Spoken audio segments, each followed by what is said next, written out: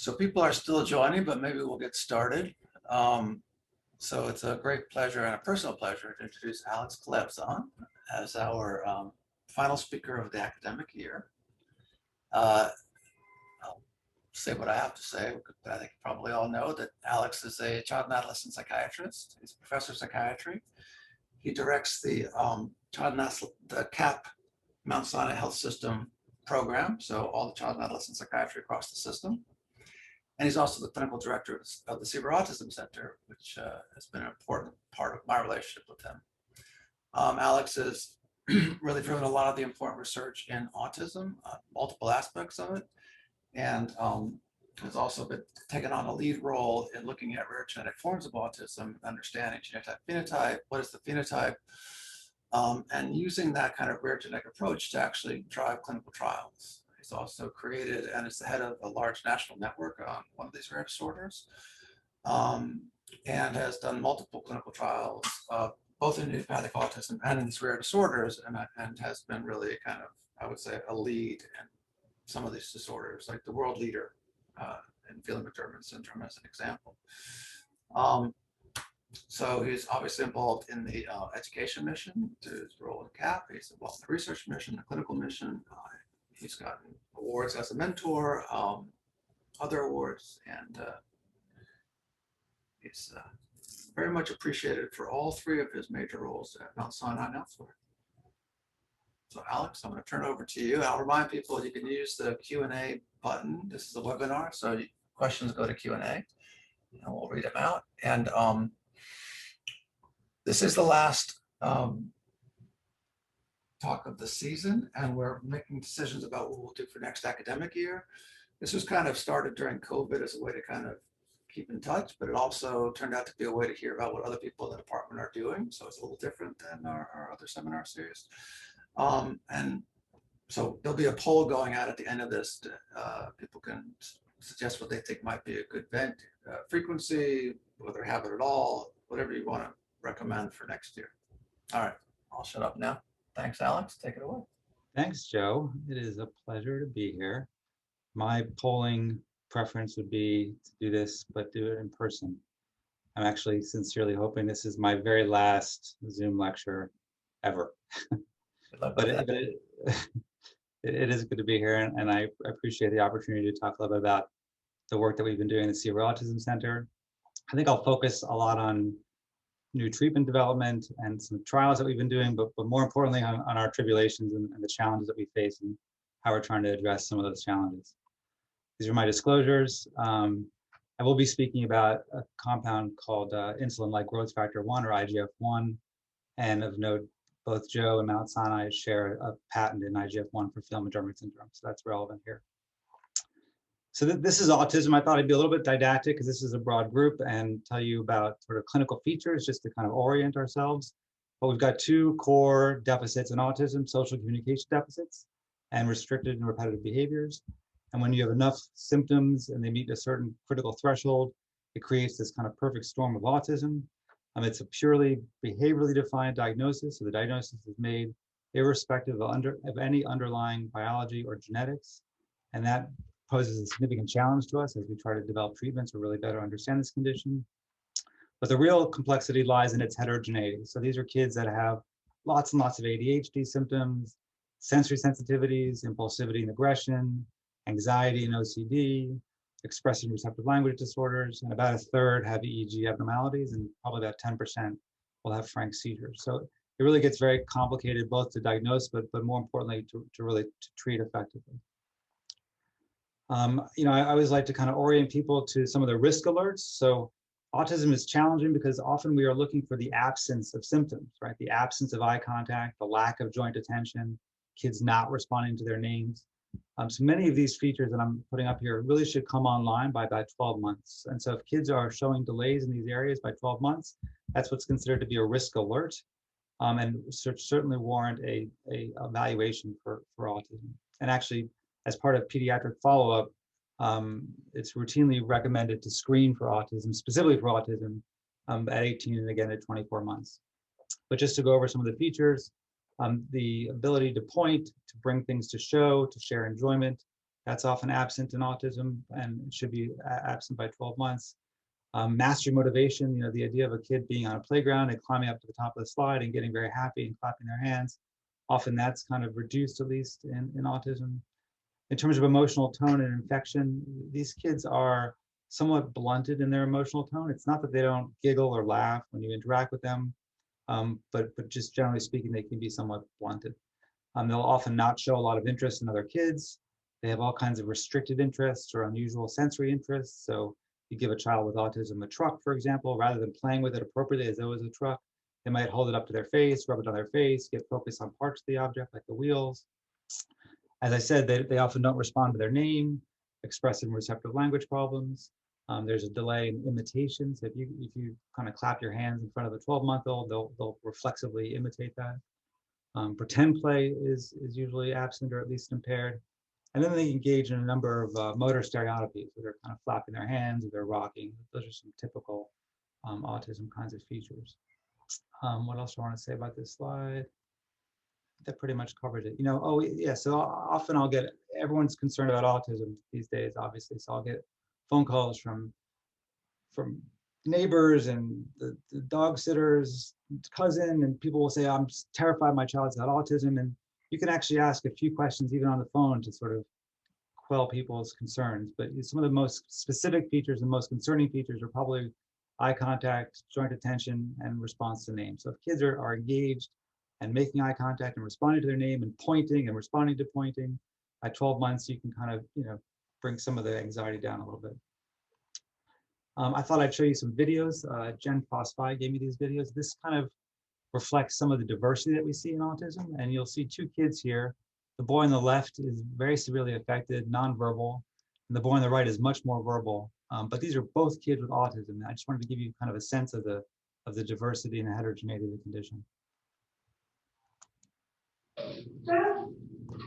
The examiner is going to try to get this child to imitate.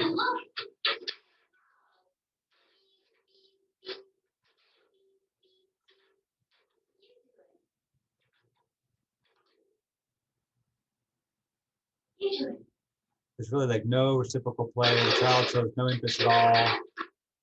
He's a little preoccupied with his object. This other boy, on the other hand, is very interactive, but in sort of a peculiar way. And if you follow his eye contact, it's inappropriate. He'll kind of look the other way as opposed to at the examiner. You see that he engages in a fair amount of scripting, so he kind of responds to things, but in a very peculiar way. But again, this is also autism. That one goes here. I think you're right. You're right. I think. Some hand clapping. Yes. Yes. Doesn't respond. Ah, there's eye clapping. Ooh, look, it's over there. Look at that, the table there. Yeah, it is on the table. What is that on the table there? Wow. That's a fish. All right, so you can imagine why, if you try to take a singular approach to both these children in terms of trying to treat them, it's obviously pretty challenging, right? If this was a typical lecture where you could ask me questions and we can go back to the video and I could sort of point some things out, but I'm assuming that you got the contrast and understand that both these kids have autism. In terms of treatments, so the mainstay of treatments are behavioral interventions and educational interventions. And although I'll focus on pharmacological ones, that's not to diminish the importance and the impact, really, of behavioral interventions. And those are also very symptom specific. So speech and language, socialization, repetitive behaviors. They're delivered mostly in educational settings. And then in addition, related services are often augmented. So you get speech therapy and occupational therapy and physical therapy.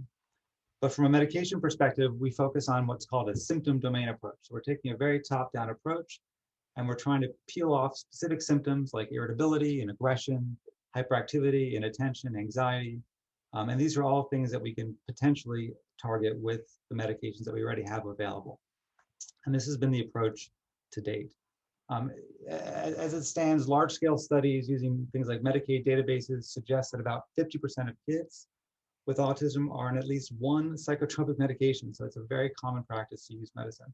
About 10%, or at least up to 10%, are actually prescribed up to 3 medications at a time. So it's a really common thing. And it's even very common in young kids under 5. I think about half of kids that are being medicated are children 5 and under. So again, this challenge of taking the top-down approach is amplified because biologically and genetically underneath it, these kids could be very, very different. So if you take a given treatment and you borrow from the field of anxiety, for example, and use something like an SSRI, kids with autism will have a very, very unpredictable response, and probably half of them will respond.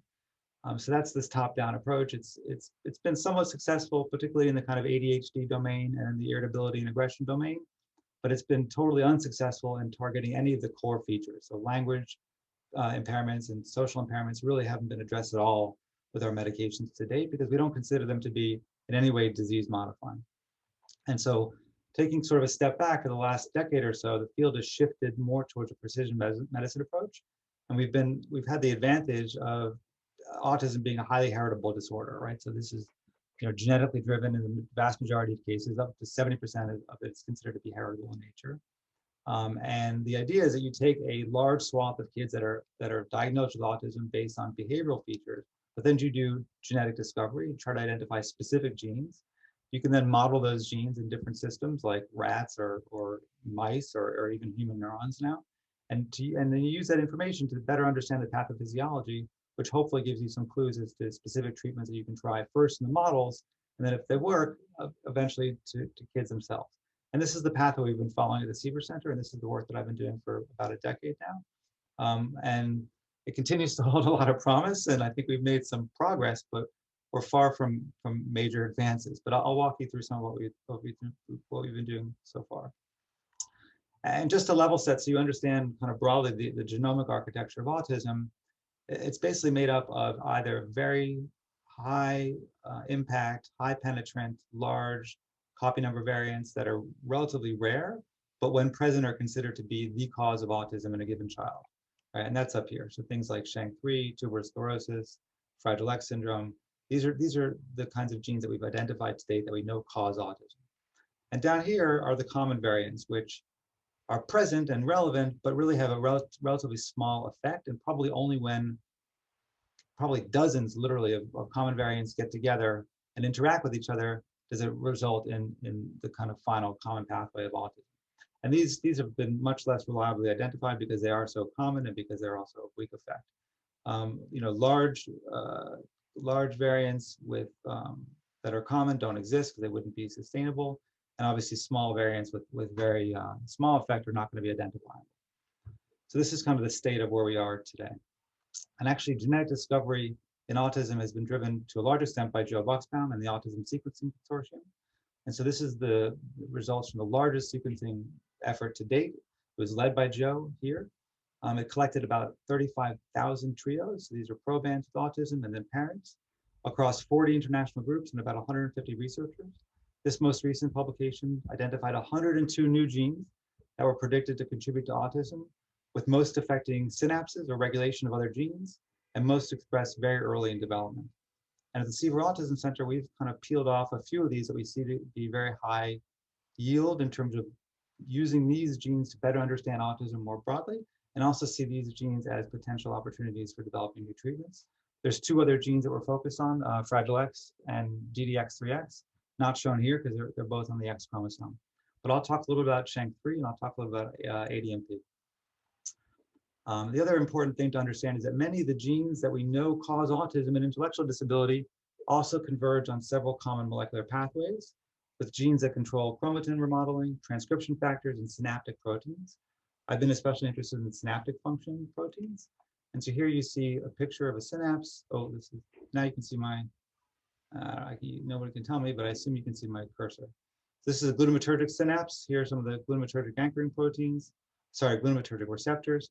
And here are some of the anchoring proteins. And so this is SHANK3, which we'll be talking about today. This causes Phelan-McDermid syndrome. FMRP causes Fragile X syndrome. MECP2 causes Rett syndrome. TSC causes tuberous sclerosis, P10 Cowden syndrome. So these are all examples of specific single gene forms of autism. And it shows how they're all kind of converging on common pathways. And it's because of this overlap that it's really important to understand that if we can develop treatments for a single gene cause of autism, there's likely going to be applicability to autism more broadly, or at least subsets of autism more broadly. And that's really been the focus of a lot of our work, and I'll give you a couple of examples of that. So I'm going to tell you our Phelan-McDermid syndrome story, and I guess probably some of you who at least listen to me speak have heard me say this before. Joe called me a world leader. I mean, when I first started in this space, I think there were like 400 cases. So it wasn't too hard to become a world leader.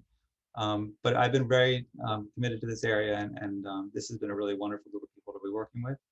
But these are kids that are very severely affected. They've got global developmental delays, intellectual disability, absent or severely delayed speech, low muscle tone, dysmorphic features like flaky toenails, or this depicts dolichocephaly, which is kind of an elongated head. They also have a bulbous nose, pointy chin, long eyelashes. So these are very severely affected kids. They've got like a clear dysmorphic phenotype, but none of the dysmorphic features are actually specific. So you really can't diagnose this condition clinically. It has to be diagnosed on the basis of molecular genetics. But the deficit is a SHANK3 haploinsufficiency, and SHANK3 is this master scaffolding protein. It anchors glutamatergic receptors with postsynaptic density. We know that it's a critical scaffolding protein. It forms the connection between these kinds of nerve cells. SHANK3 protein induces the formation of nerve cells and promotes growth. In fact, if you drop SHANK3 protein into a dish with fluorescent neurons, you can actually watch as the protein induces neuronal and dendritic growth. And so for all these reasons, SHANK3 and associated proteins represent really novel targets for drug intervention. So some of the first work that was done on a preclinical level was by Joe and his group, where a mouse model of SHANK3 deficiency with the SHANK3 heterozygotes was established by Joe. And this is a study on the left, the figure on the left that shows a long-term potentiation curve. These are electrophysiological slicing of hippocampal, this is electrophysiological sampling of hippocampal slices. So mice are convenient, unlike kids, you can actually sacrifice them, slice up their brain, look at how the nerve cells connect with one another. And so this long-term potentiation curve is a measure essentially of synaptic plasticity. And LTP was induced with these electrical pulses on the left, again, in these hippocampal slices, so the learning memory center of the brain. And what you see clearly is decreased response in the SHANK3 heterozygotes, okay? On the right, in the figure labeled F, it shows a change in the dendritic spine volume, also in response to these electrical pulses, theta burst pairing, basically.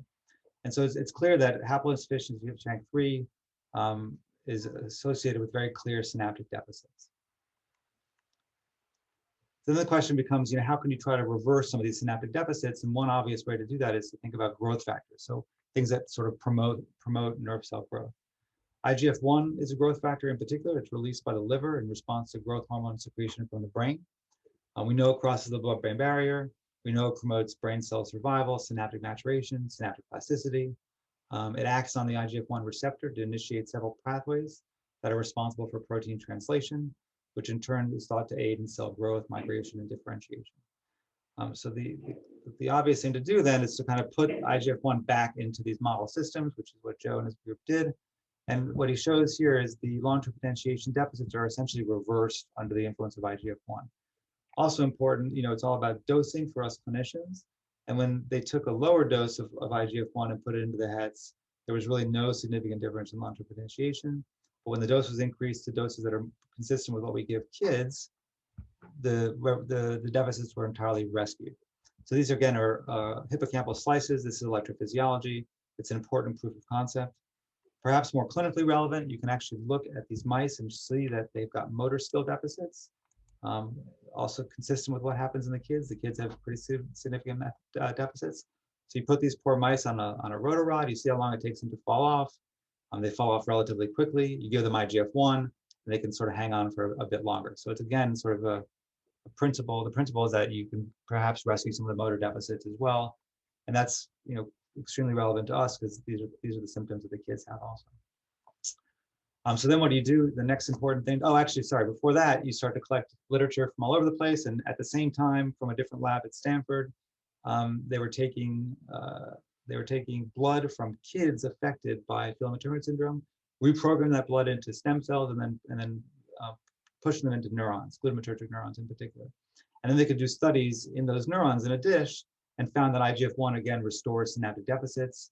And that was another kind of really important piece of this puzzle, leading us to want to do a clinical trial in kids with autism. And before we did that, we also started to set up a kind of a clinical trial readiness group, because you need multiple sites, you need some experts. So we set this consortium up back in, I think, 2014, where the goal was to comprehensively characterize the phenotype. We wanted to track the natural history, because when you're doing clinical trials, it's just absolutely critical that you're not picking a symptom that's all over the place. You want to pick something that's relatively predictable over time. We were really interested in developing better biomarkers and more objective tools for measurement in the context of clinical trials. And then, of course, the end goal is always about trying to assess the safety, tolerability, and the feasibility of experimental therapeutics. So our first foray into experimental therapeutics in this space was with insulin-like growth factor, for obvious reasons. And we got remarkably lucky in that it was it was a very small study. So we didn't have very high hopes, but we wanted to sort of see what the tolerability was. So these kids tolerated the medicine quite well, and we saw significant improvement in the two core symptom domains of autism, both social withdrawal and restrictive behavior. These are just caregiver instruments that have some flaws, but we thought this was pretty promising. We went on to do a second small study with 10 patients and found additional effects around hyperactivity and, importantly, sensory symptoms. And I'll tell you a little bit more about this later, but it does seem as if kids with Phelan-McDermid syndrome have a relatively unique sensory symptom profile in contrast to kids with idiopathic autism, and certainly typically developing kids. They tend to be a lot more hyporeactive. And so these subscales on the sensory profile, under responsiveness and modulation related to body movement and position, we saw some pretty clear signals of improvement. And that was quite exciting to us. And again, all kind of gives us some information in terms of what to think about for future studies. So putting IGF-1 aside, because of the issues that we had with sort of accessibility, and it's a very expensive drug, it's got all kinds of potential risks in terms of the peripheral side effects with unwanted growth. It's given as a subcutaneous injection twice a day. There's a lot of needs for like glucose monitoring. So it didn't feel like a very feasible long-term treatment. It was a really important kind of proof of principle. And we thought, look, this is obviously a good growth factor to go after, but the growth hormone is kind of one step before, and giving additional growth hormone, which is a lot easier to access and a lot easier to manage, we suspected would also increase levels of IGF-1 in the brain. So we wanted to do a study, and this is Swati Setharam, who was a pediatric endocrine fellow at Sinai at the time, who kind of led this with the hypothesis that A, we could increase levels of IGF-1 in the brain, and B, we thought it would be safe and well tolerated, but C, importantly, we were hoping to see clinical effects as well. This was a study that was done as an open label trial. We wanted to run 20 patients. There was this little virus that started to creep around, so we had to, it was called COVID, I think. We had to stop. I mean, I'm sure you're all laughing because I told my first joke, but I can't tell if you're laughing. So we stopped after 6 patients, but we were really interested in what was happening with IGF-1 levels. And then we just sort of did a brief exploration into the clinical effects. Tess Levy, the genetic counselor in our group, who's my boss, really. I mean, other than Joe, she's the one who tells me what to do. Tess analyzed these data for me just a couple weeks ago, and we found significant effects in social withdrawal and hyperactivity, which is really important. Again, consistent with what we saw with the IGF-1 studies. We definitely saw that growth hormone increased IGF-1 levels in the brain, and then we also importantly saw significant effects in these other domains related to sensory sensitivity. So in the sensory profile overall, there was significant improvement. In this case, sort of going up, higher scores reflect more typical behavior. So significant improvement overall, and improvement that seemed to be driven by this kind of under-responsive, seeking type of phenotype, which is what we see often in Phelan-McDermid syndrome. So again, very small study, 6 patients, open label, tons of caveats, but still kind of important for us in terms of thinking about new directions and perhaps thinking to shift from IGF-1 to growth hormone, because it's just so much easier to use and perhaps with fewer side effects. So in similar models, Hala Nicholas in the Seaver Center has been spending a lot of time working with SHANK3 deficient rats. And she's found, similar to the mice, that they've exhibited reduced synaptic plasticity in the hippocampal slices, in addition to having impaired social recognition memory and impaired attention. And then she was able to give these rats oxytocin, which we were very interested in at the time, and saw that the oxytocin essentially reversed both the electrophysiological and also the behavioral deficit. So this was very exciting for us because we've been working with oxytocin in idiopathic autism for many, many years. We were actually at the time doing an ongoing oxytocin study in idiopathic autism. And so we designed very quickly a study around oxytocin and Phelan-McDermid syndrome, and had all kinds of excitement about it, and used similar sort of trial designs that had been successful for us in the past. But unfortunately, we found absolutely nothing, sadly. This was a double-blind, placebo-controlled trial for 12 weeks, and after 12 weeks, everybody moved into an open-label stage. And so what you see is clear kind of improvement in both groups. No significant difference between the two at week 12 at all.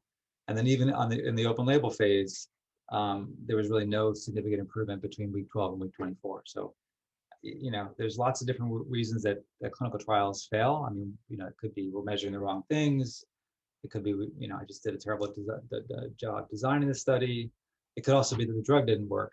So we actually feel somewhat convinced, at least in this particular study, that the drug didn't work. It may, of course, not work because we were delivering it intranasally, so it may not have been getting up into the brain effectively. But it does seem pretty clear that there was kind of no effect across many different variables and across time. So this was extremely disappointing. Yeah. So shifting gears a little bit to another syndrome that we know causes autism. So ADNP is a gene on chromosome 20. It encodes for activity-dependent neuroprotective protein. The gene or the protein acts as the transcription factor. It plays a critical role in regulating other genes and in brain formation and development. The syndrome is associated with very high rates of autism, or moderate rates of autism, I should say, ADHD, seizures, low muscle tone, visual problems, and a lot of sensory symptoms. These kids also have a fair number of dysmorphic features like prominent forehead, which you can see here. This is Ella, Tony, really cute kids. They have notched eyelids, which you can see here. Broad nasal bridge, short nose, thin upper lip. So again, this is not specific features, but they do have dysmorphic features. And again, it's a condition that needs to be diagnosed with molecular genetics. And so we've been slowly kind of evaluating these kids, similar to what we were doing with Phelan-McDermid syndrome, in the hope of starting to think about novel therapeutics. And then as you start to scan the literature, there have been a few studies that suggest that actually ketamine, I don't know if anyone's ever heard of ketamine in this group, but ketamine is an anesthetic, and it's been approved already for use in pediatric populations, so it's very convenient to think about. It's a glutamatergic antagonist, of course, but several studies suggest that it actually induces the expression of ADNP. So one study, the one that's sort of top left, found that ADNP acts to suppress WNT signaling, which is a driver of tumor growth, and silencing of ADNP expression that increased the cancer growth in animal models. And then ketamine, on the other hand, induced the ADNP expression and significantly inhibited the tumor growth. So this was kind of an exciting little finding back in 2016. In a second study in the middle, it shows that low doses of ketamine given prior to full anesthetic doses actually prevent some of the toxic effects that you can see with ketamine. And this was in cultured neurons. And in the third study, again, I think it's an animal study, they found that pre-treatment with like a lower dose of ketamine essentially protected against the cell damage that can be caused by higher doses typically. So this was all, kind of interesting and sort of floating around there. And then even more interesting, there was a group in Alabama. It was an artificial intelligence group at the University of Alabama that was doing a search for potential drugs that could be affecting ADNP syndrome. And at the same time, ketamine pops up. And this guy in the middle is brilliant dad of Benjamin. He happens to be a neurosurgeon. Benjamin is his son with ADNP syndrome. And this, they're both named Matt, actually. This guy, Matt Might at the University of Alabama, emailed Matt Davis to suggest, maybe ketamine could help with your child. And so this kind of started a whole flurry of events that ended in a clinical trial in ADNP syndrome with low-dose ketamine here at Sinai. There was these kind of the literature, some sort of rogue use in the community, and then the kind of easy availability of ketamine. We did an IV study with sort of a standard depression dose of 0.5 milligrams per kilo. James Morrow was very helpful in sort of helping me design and think this through and give me all his protocols. And now sits on the DSMB and helps us think through safety. So we just ran 10 kids over the course of the past year. We did multiple assessments. The goals are to first evaluate safety and tolerability, but also we're very interested in efficacy measures, looking at a whole range of behaviors, sensory reactivity, sleep, language, adaptive functioning. We're of course going to explore the feasibility of electrophysiological markers, and I'll tell you a little bit about that in a bit. Computerized eye tracking. And then, really interesting to me, we're going to see some kind of more objective measures, hopefully using blood and RNA and DNA sequencing to measure ADNP expression and methylation profile. So in the ideal world, we'll see both safety, which we've already established, clinical efficacy, which we're thinking that we've established, at least in this very small open label study. But more importantly, is that efficacy also associated with changes in ADNP expression? So this is a kind of a very super exciting moment. We're probably 80% through the clinical data and hoping to get back the blood-based data in the next couple of weeks. So I will keep everybody tuned. I've actually specifically picked the last grand rounds of the year, or whatever these are called, seminars, because I was hoping that I have these data like ready to present. This and along with another clinical trial that I haven't even covered, but they're not ready. So I don't have any results, but I'm optimistic. So the big issue for us is that we can have the best drug in the world, and the way that we design our trials and the outcomes could be so fundamentally flawed that we may not be able to detect effects. So even if the drug is really potentially going to work, we may sort of lose that in the mess of our clinical trials and the kind of the compounds of our outcome measures. So there's a number of different ways that we're trying to address this challenge. But clinical outcomes assessments in general, which are obviously critical for clinical trials and for the FDA to approve medicines, they can be patient reported typically, but that's not relevant for us because our kids are too impaired to really report outcomes. They're caregiver reported, which is what we use mostly. We have a number of clinician reports or clinician-informed reports that we use.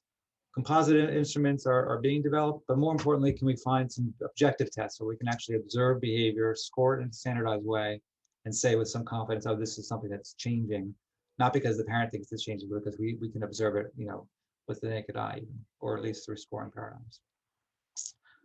So I did some work with another condition, Angelman syndrome, just taking a basic clinical global impression scale that we all know, but really asking the question, can we sort of redesign or adapt the CGI so that it can be specific to a phenotype and used in the context of clinical trials?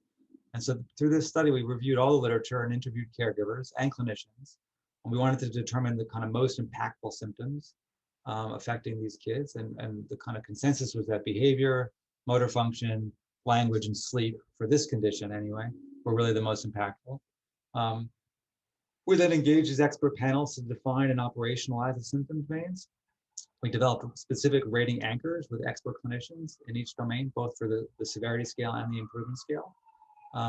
We also kind of level set the threshold for what would be considered clinically meaningful. And so typically in clinical trials, on the CGI anyway, 3 is considered minimally improved.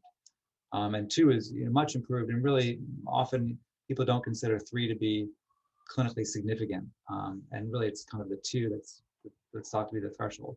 But we wanted to expand out that scale. And we also felt that with kids who are so severely impaired, even minimal improvement can have a big impact, right? So we sort of anchored the domains in a way that would suggest that the 3 would be kind of clinically meaningful. And then there was a whole process through which we generated mock patient vignettes, and we tested reliability and validity. And so this is a useful scale, and it was a really important exercise. Unfortunately, the scale was then applied to a phase 3 study with in Angelman syndrome, and the study failed. But again, probably not because of the scale, more likely because of the compound. But I think there's a really important opportunity here to adapt this same scale for other single gene forms of autism, like Phelan-McDermid syndrome or ADNP syndrome. So we're doing some work in that area as well. And then Paige Seiper, the chief psychologist in our group, has been spending a lot of time trying to develop a more objective measure for sensory sensitivities. So this is the first known assessment that combines clinician-administered observation and caregiver interview to capture sensory reactivity and developmental disorders broadly. Importantly, it's appropriate for use in severely disabled, minimally verbal populations. And what we see with this tool is that kids with autism autism broadly, show significantly more sensory reactivity on the SAM compared to typically developing kids. And that's both across sensory domains, so visual, tactile, and auditory domains, but also across subtypes like hyperreactivity, and sensory seeking. That's the kind of breadth of what we see. And this is based very much on the DSM criteria for autism. But really importantly within this, subsets of kids with different types of autism related to single gene forms like Phelan-McDermid syndrome, and Phelan-McDermid syndrome in particular, and I think I mentioned this before, they seem to show a phenotype that's more consistent with hyporeactivity.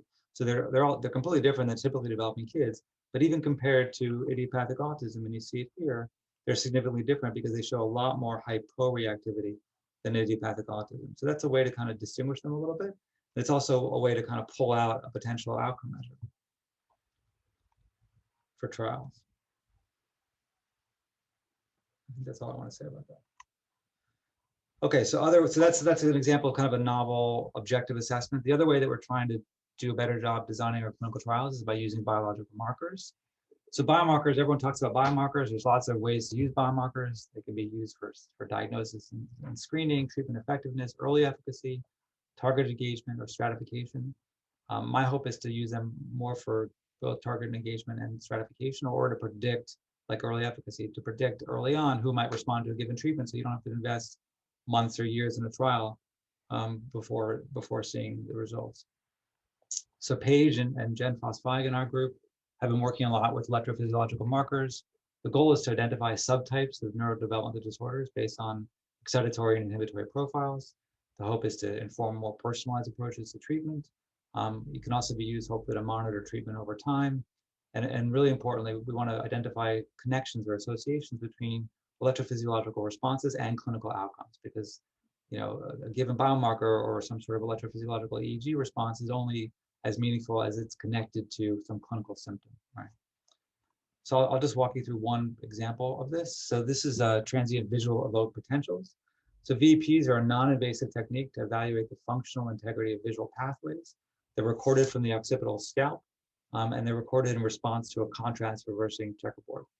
The VEP signal, it reflects the sum of excitation and inhibition, and the major positive peaks and negative peaks also are associated with both glutamatergic and GABAergic activity. So this N75 peak is thought to reflect excitatory or glutamatergic activity, and this P100 is thought to reflect sort of the subsequent inhibitory response. And this is what's seen in typically developing folks as young as infants, and it's extremely reproducible and extremely consistent over time. In Phelan-McDermid syndrome, on the other hand, these peaks are really flattened out, which is kind of what you'd predict based on the role of the SHANK3 protein as a glutamatergic anchoring protein. So when you're missing one copy of that, you essentially have a significantly reduced excitatory drive. It's also reflected here when you compare kids who are typically developing compared to kids with idiopathic autism, kids with Phelan-McDermid syndrome, and their siblings. What you see is that in Phelan-McDermid syndrome, they show very significantly reduced VEP amplitudes relative to controls and children with idiopathic autism, and especially the glutamatergic peak, which is what you'd again predict based on the biology of the condition. And so we use this to think about both stratification and target engagement in trials. And so just as a very brief example of one way to get very optimistic, and this is very preliminary data in a very small sample, but the results suggest that in the active treatment group, this is IGF-1, and between baseline and week 12, there were significant kind of increases in the excitatory contribution of the VEP. So the hope is that we can use these more and more in trials. Oh, it's 48 minutes. No, I guess we have 5 more minutes left, right? Okay. Also, trying to draw this connection between electrophysiological markers and clinical symptoms, Paige has shown that there's a clear relationship between the hypo-responsivity on this sensory assessment for neurodevelopmental disorders, the SAND. There's a relationship between the excitatory glutamatergic peak on the VEP and hypo-responsiveness.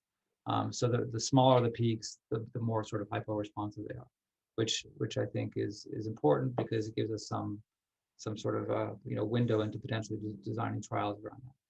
The other thing that's important is that it seems like among the universe of kids with idiopathic autism, a small subset, 30% or maybe up to 50% of kids have waveforms that look sort of PMS-like.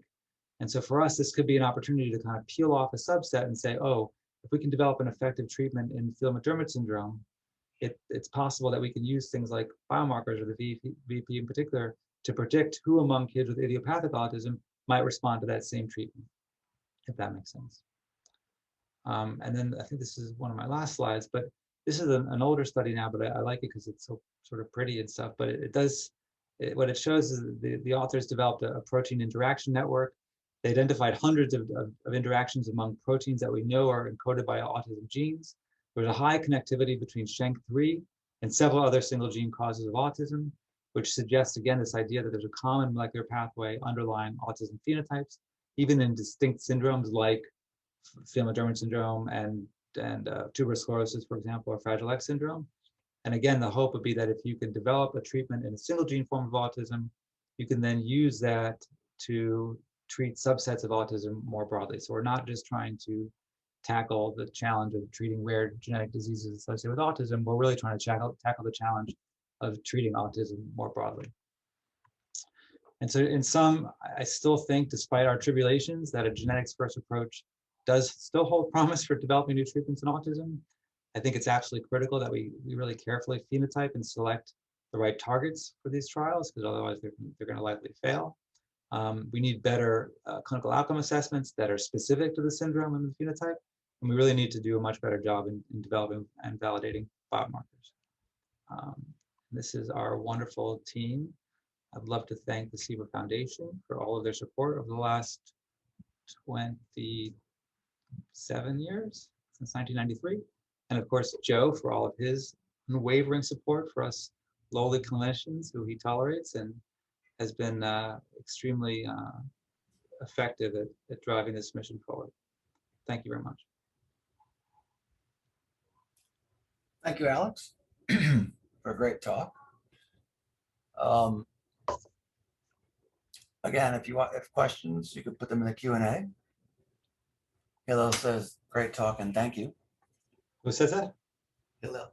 Hello. Oh, hi, hello. Nice. So maybe I'll get started. So some of the things you've talked about, Oh, Joe, you're going to ask me questions? Really? Yeah, it was more like a thought question, right? Some of the things about better outcome measures and,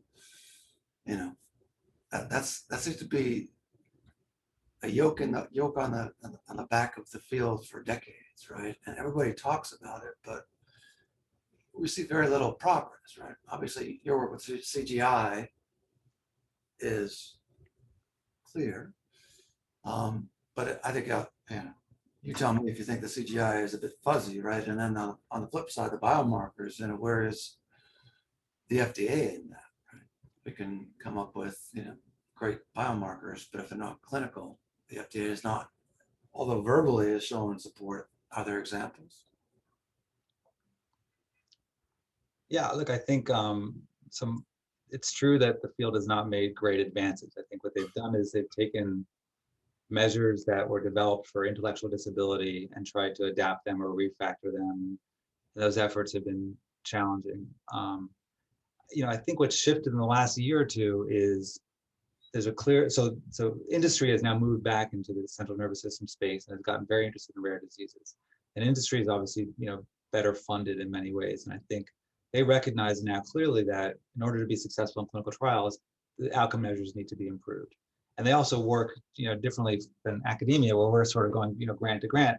They're thinking like 2-3 years down the line, if they've got a molecule they want to advance, they're thinking now about, okay, we should also be not just doing the preclinical studies and the early safety studies, we should be doing clinical trial measurement studies.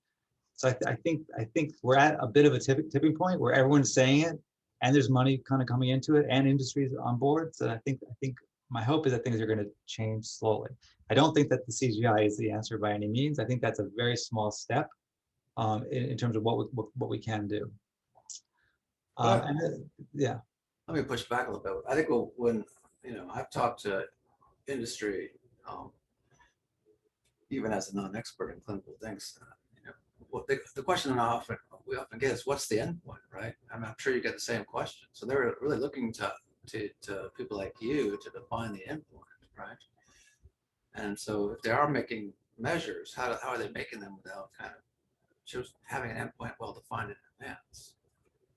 So, they're often going backwards, right? Because one of the questions the FDA will always ask you is, well, what's clinically meaningful and important to the families? And so I think that's sometimes a place to start, where you kind of blanket the universe of kids and you say, well, what are the kinds of things that these kids are really affected by that the families feel are really important? And then what are among those symptoms potentially tractable in the context of a short-term clinical trial? And that's been sort of where we're left. And I also have some optimism to push back on your pessimism about biomarkers. I think that the FDA will start to think about them more carefully, even if not as a primary outcome, and nor should they be a primary outcome. But I think if people are more careful about tying them to clinical symptoms and embedding them in their clinical trial designs, I think they will be valued, actually, Well, especially rare diseases. yeah, I mean, they were mandated to pay attention to them. It's just I haven't seen much since that mandate, which is now Yeah. old. Yeah. All right. We have a lot of people staying on for this discussion, so you guys should, people on the participants should jump in and weigh in, right? Or ask questions.